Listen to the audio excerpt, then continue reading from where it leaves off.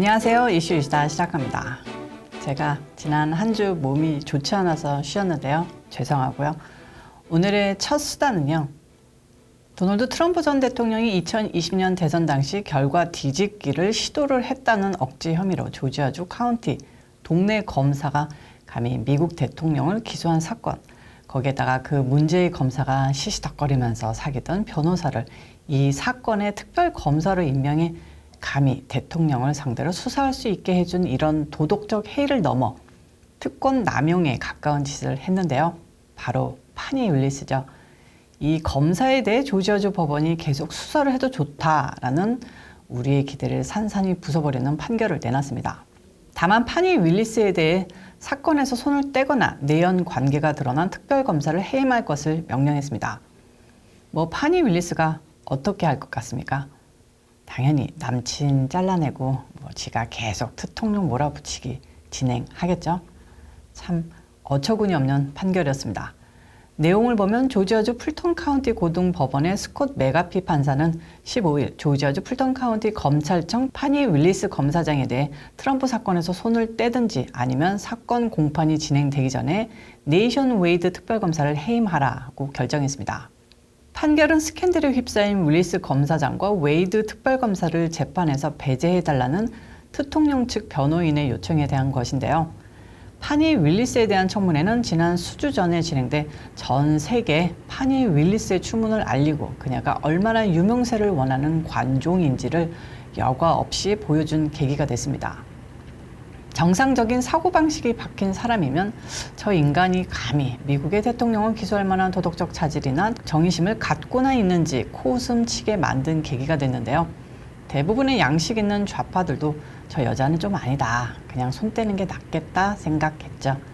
다만 이번 메가피 판사의 결정은 순수하게 청문회와 증인 신문을 토대로 이뤄진 것으로 파니 윌리스가 네이선 웨이드를 대통령 기소 이전부터 사귀어왔다고 증언했던 증인이 제대로 된 증언을 청문회에서 내놓지 않았고 그를 증명할 결정적인 증거가 입증되지 못했으며 그들이 미래하면서 수사비를 유용했다는 대통령 변호인 측의 주장도 증거 불충분이 됐기 때문에 내려진 판결로 이해가 되는 바는 없지만은 없습니다.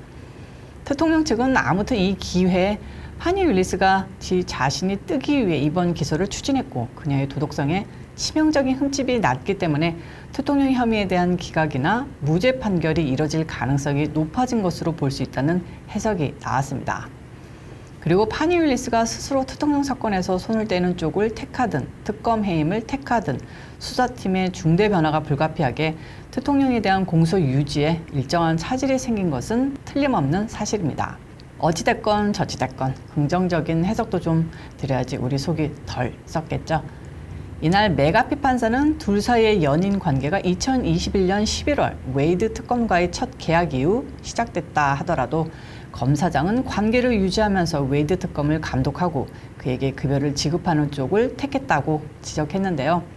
실제로 도덕적으로 문제가 있다고 꾸짖은 겁니다. 그리고 메가피 판사는 지난 13일 트럼프 전 대통령 비롯해 루디 줄리아니 전 뉴욕시장, 마크 메도스 전 백악관 비서실장 등 피고인 6명의 혐의 중 조지아주 주요 공직자들에게 친트럼프 선거인단을 선정할 것을 강요한 혐의 등 일부를 입증 부족을 이유로 기각한 바 있었습니다. 이때부터 한간에는 대통령 측에 선물 한 보따리 주면서 파니 윌리스는 살려주는 것 아니냐라는 해석도 있었는데요. 이게 사실로 드러났습니다. 아쉽고 안타깝지만 최악의 결과는 아니었다는 점에 살짝 위안을 얻어봅니다. 다음 소식은 뉴욕 얘기입니다. 좌파 도시 뉴욕. 그래도 뉴욕 시민 모두가 썩어 빠진 좌파겠습니까? 뉴욕은 영웅의 도시. 영웅이라고 하면 9.11 사태 때 혼신으로 자기 목숨 아끼지 않고 불타오르고 무너져 내리던 월드 트레이드 센터의 돌격 앞으로 하듯 뛰어든 뉴욕 소방관이 가장 먼저 떠오르는데요. 설마 했는데 모든 조직이 좌파로 찌들었어도 뉴욕 소방관들은 그렇지 않았던 모양입니다. 서론이 좀 길었는데요. 지난주 뉴욕시 소방국 FDNY의 승진식에 참석한 레티샤 제임스 뉴욕 법무장관에게 야유를 보내고 트럼프를 외쳤다고 합니다. 우선 영상 보시죠. First, simmer down. Kavanaugh, and Chief Hodgins for that recognition.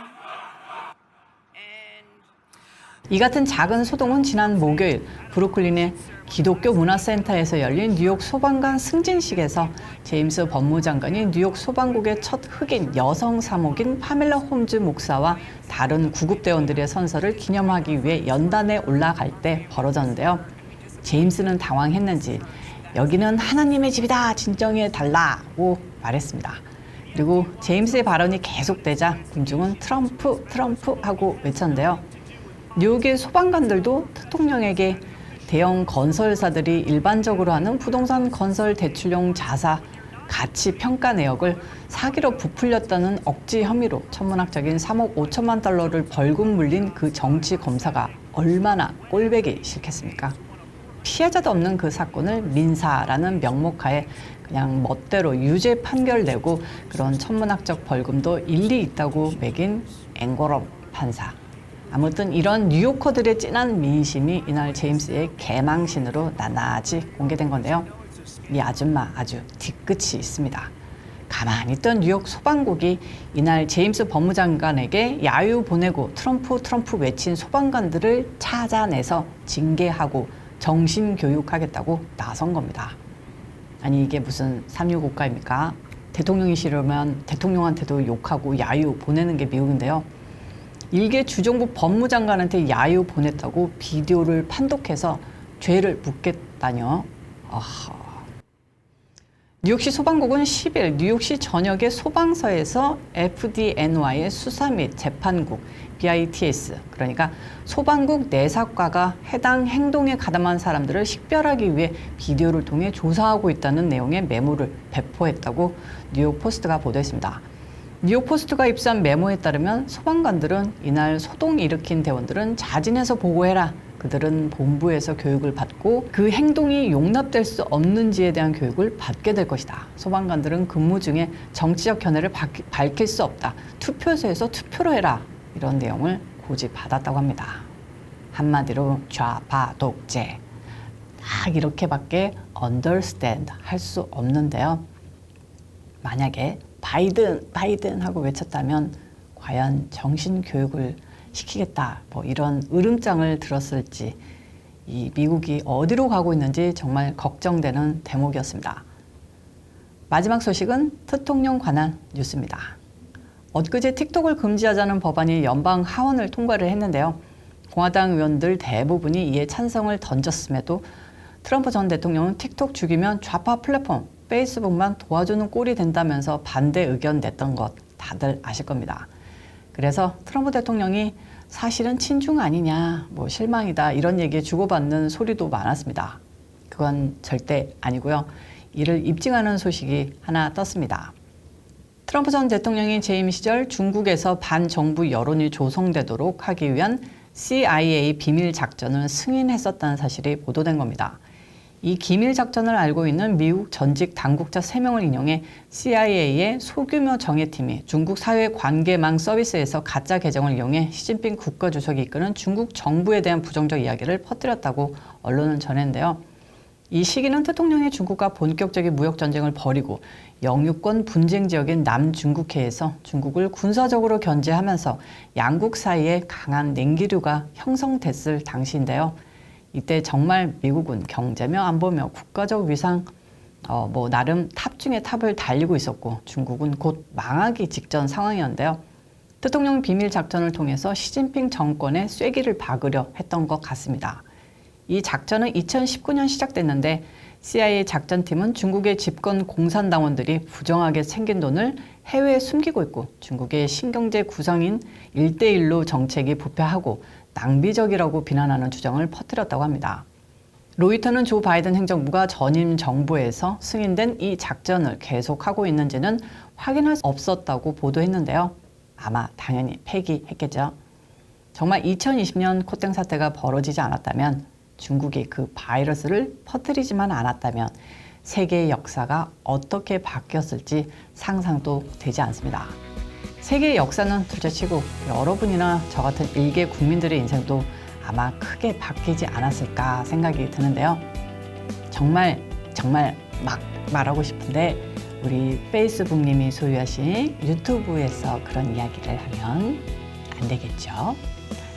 오늘의 수다는 여기까지고요. 시청해주신 여러분 고맙습니다. 오늘도 변함없이 좋아요 꾹 눌러주시고요. 저는 다음 영상에서 찾아오도록 하겠습니다. 안녕히 계세요.